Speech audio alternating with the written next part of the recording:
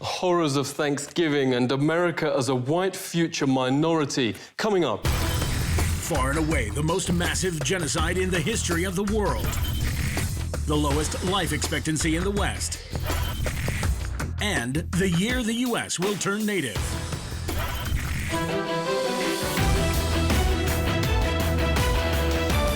Virtually none of Thanksgiving has an ounce of accuracy, notes the bestseller Lies My Teacher Told Me. The idea of Europe bringing civilization to the Americas simply flips truth on its head. This is what European explorers actually found in North America. Far and away the most beautiful city on Earth. 5 times the size of London or Rome. Great towers and buildings rising from the water. 60,000 gleaming houses, and how spacious and how well built they were. Of beautiful stonework and cedar wood, and the wood of other sweet-scented trees. The many streets and boulevards of the city were so neat and well swept, despite the multitude of inhabitants, crisscrossed with a complex network of canals, like an enormous Venice, but also remarkable floating gardens that reminded of nowhere else on Earth.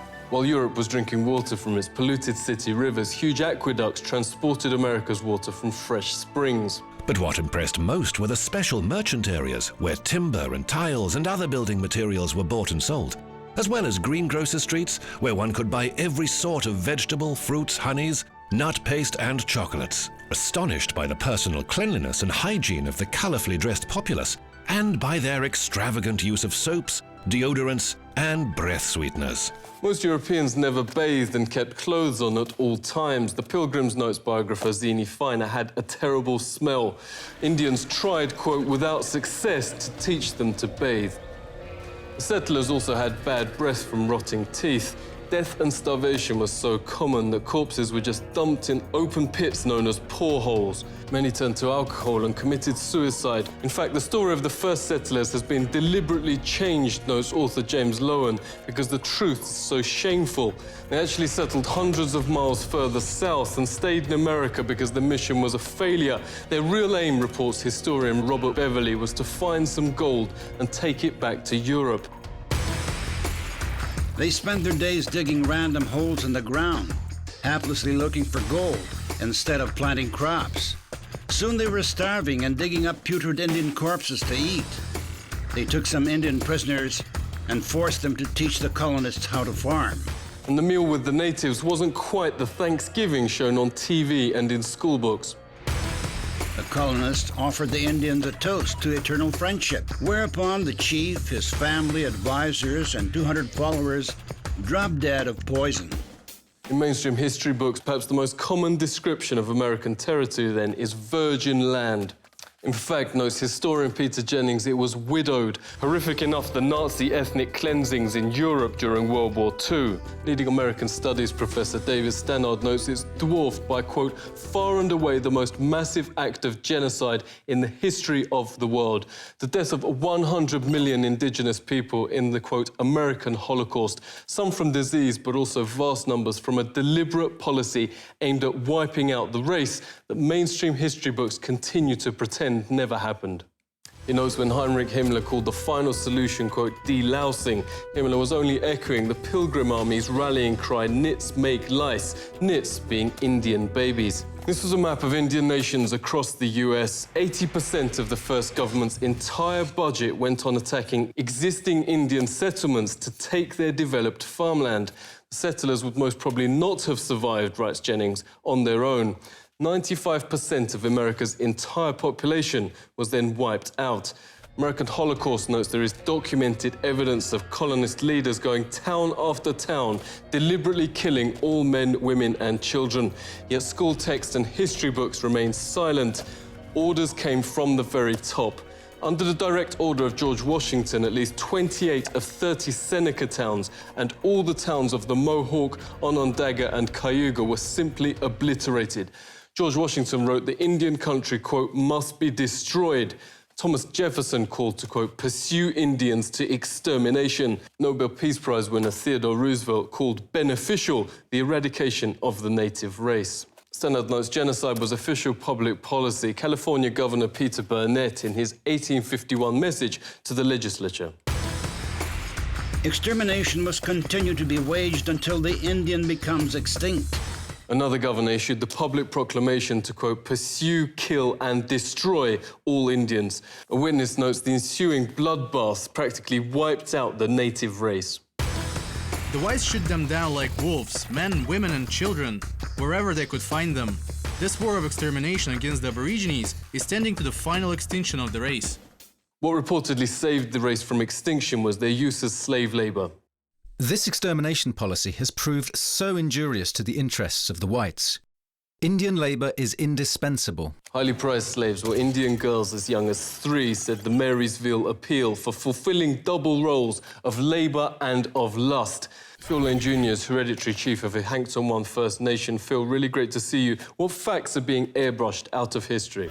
Practices were that sometimes you don't want to speak about, and they not only wiped out most of the people, but the way they did it, the greatest loss of people any time in history. Cultural genocide is still being waged on surviving Indians, reports Truthseeker. From the start of the 20th century, children were forced into so-called Indian boarding schools, designed to, quote, kill the Indian in them, according to the system's founding father, Richard Pratt. Indians are obliged to change their name to a Western one like Tom, made to dress and style their hair like whites. Indigenous Americans are also forced to adopt Christianity and all other parts of Western culture. Lenore Stefan witnessed the abuse firsthand. Thank you so much for speaking to us. Can you tell us what happened? Federal policy here was to take the Indian out of the person. They beat the language out of like my father. He grew up his whole life, his hands were kind of bent. As a result, he used to talk our native language, but he never wanted me to learn. I consider myself a recovering Catholic because of, the sexual abuse that I experienced, from the Catholic Church. Daniel Sheehan says the genocide is continuing. He's helped start the Lakota Child Rescue Project to stop the forcible removal of Indian children. Daniel, thanks a lot for coming on. Could you tell us what is happening to the children? And what we discovered is that not only were the children being taken on an epidemic level, that it was happening on every single one of the reservations and in virtually every one of the major cities. The International Convention Against Genocide actually has a provision which expressly identifies what's going on as genocide, that the systematic undertaking on the part of the racially dominant culture in a given nation state, taking away indigenous children from their native tribes and putting them in the white culture has been identified as genocide. Even the Supreme Court still upholds natives' second-class status to this day, writes noted legal scholar Robert Williams. He joins us now. It's really great to speak to you. Can you give us some examples? 1 out of 3 Indian women will be raped during their lifetime. In 86% of those cases, the victims report that it's a non-Indian that perpetuated the sexual assault or the rape. This has been traced directly to the inability of tribes to prosecute these crimes. One of the points I make in my book, Savage Anxieties, is that if you look at the history of the more civilized nations treatments, so-called more civilized nations treatments of indigenous peoples, it really makes you wonder who are the savages and who are the more civilized. One very famous study done found that every single treaty that the United States had negotiated with tribes had in fact been breached at one time or another or had been violated. Supreme Court said they had no property rights and therefore no rights to just compensation. And there was some horrible language in the opinion about how the court recognized that everyone knows that the savage tribes of America were conquered and the treaties were really meaningless anyway. So it's this perpetuation of these stereotypes in this case, which is still valid law in the United States. It's still a valid precedent. And so they drink it, but it's actually hairspray. Native Indians now have the highest rate of suicide and pandemics of cancer in the Western Hemisphere. At 44, life expectancy is lower than Afghanistan and around the same as Europe at the time of the Pilgrims. For an official banquet to celebrate 350 years since Pilgrims landed, authorities invited native Indian Frank James to speak. But when they saw his speech taken from a settler's own account of what really happened, they wouldn't let him read it.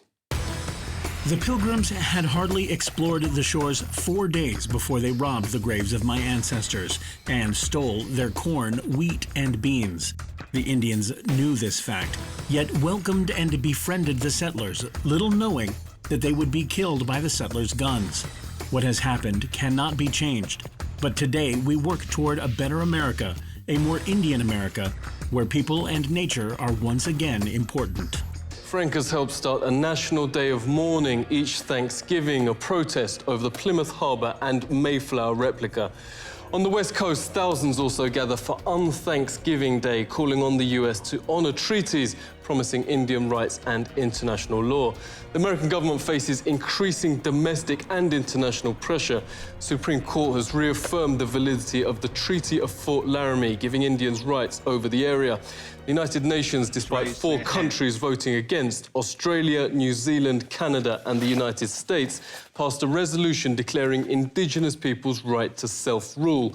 The UN is also calling for the states to return to Indian tribes their stolen land. The Mexica movement wants to bring Indigenous people of America in a single nation without, it says, the artificial borders created by Europeans.